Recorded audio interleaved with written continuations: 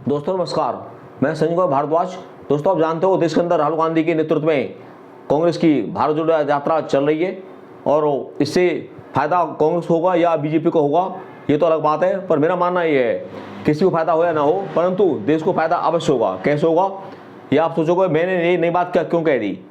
आप पहले चलते हैं हम तथ्यों पर, आंकड़ों पर, उसके बाद समझोगे आप कि देश को फायदा कैसे होगा। इससे फायदा होगा, पक्का होगा देश को भारत जोड़ो यात्रा से।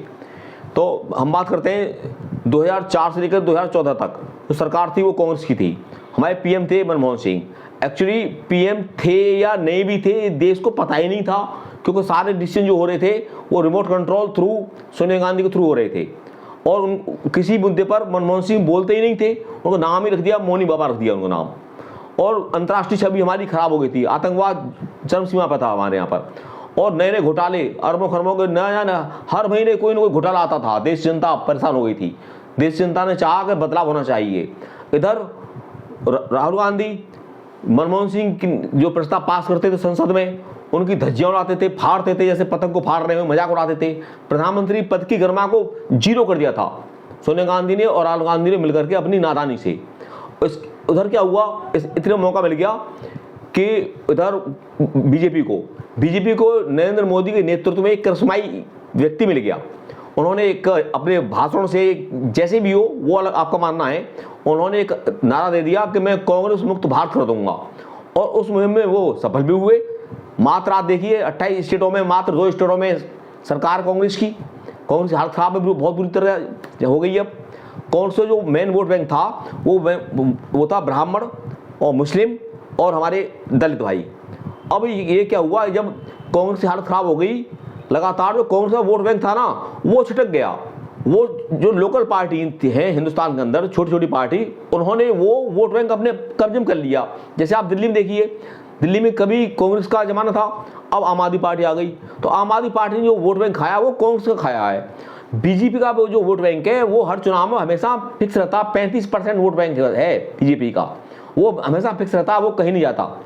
अब जब कांग्रेस का खत्म हुई तो कांग्रेस के खत्म होने से जो लोकल पार्टी हमारे यहाँ देश के अंदर छोटी छोटी पार्टियां हैं, क्षेत्रीय स्तर की पार्टियां हैं, उन्होंने स्थान ले लिया कांग्रेस का।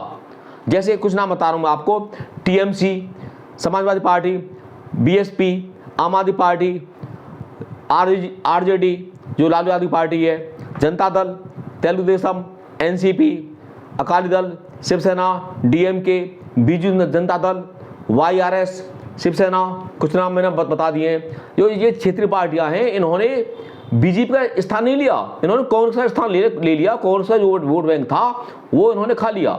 इससे कांग्रेस बिल्कुल खत्म हो गई और स्थिति ये हो गई, जो 2 चुनाव हुए आम चुनाव देश में 14 में और 19 में, उसमें 545 लोकसभा की सीट जो हैं उनमें 50-55 सीट भी नहीं जीत पाई कांग्रेस।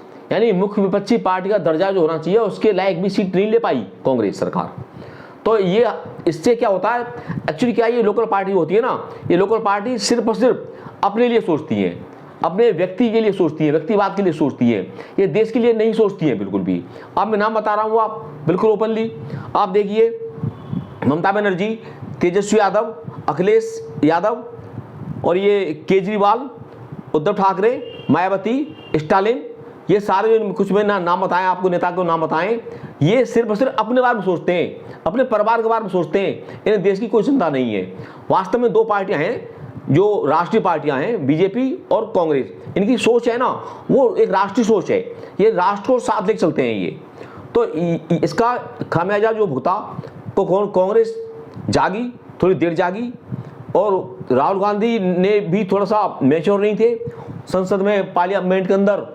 एक तरह से आपको देखा होगा, पता ही है, नरेंद्र मोदी से के पास जाकर आंख मारना, ये कि बचकाना हरकत करना, अध्यादेश को फाड़ना, कुछ भी मनमाया बोल देना। तो एक सीरियस नेता की भाई राहुल गांधी की नहीं रही थी अब तक, और ये मानते थे, इनका नाम भी राहुल गांधी को पप्पू रख दिया। तो इन्होंने राहुल गांधी को अपनी इमेज को एक बदलाव, ड्रास्टिक चेंज आ जाए, तो इन्होंने भारत जोड़ो यात्रा निकाली, और भारत जोड़ो यात्रा को जो समर्थन मिल रहा है ना वो वास्तव में अभूतपूर्व है।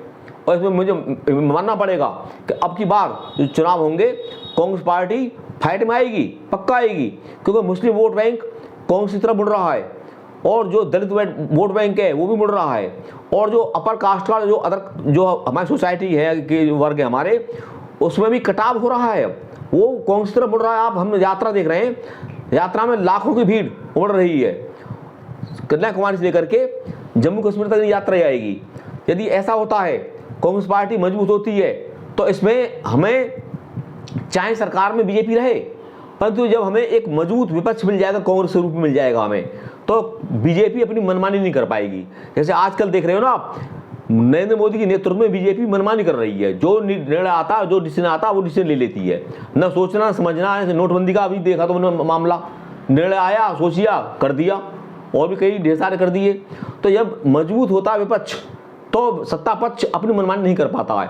इसलिए देश की एक अच्छे डेमोक्रेटिक सिस्टम के लिए, लोकतंत्र के लिए कांग्रेस पार्टी का मजबूत होना बहुत जरूरी है, और कांग्रेस पार्टी मजबूत हो रही है। मैं आपको आज बता रहा हूं, ये जब चुनाव होंगे 2024 में, कांग्रेस पार्टी बहुत ही बेहतरीन प्रदर्शन करेगी, और कांग्रेस पार्टी एक अच्छी विपक्षी पार्टी के रूप में उभर के सामने आएगी।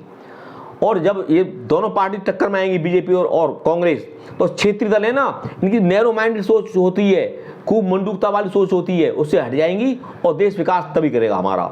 मैंने जो बताया है कि भारत जोड़ो यात्रा से कांग्रेस को लाभ होगा या नहीं होगा, देश को लाभ होगा या नहीं होगा, आप भी अपने कमेंट के माध्यम से मुझे बताएं। जय हिंद, जय भारत।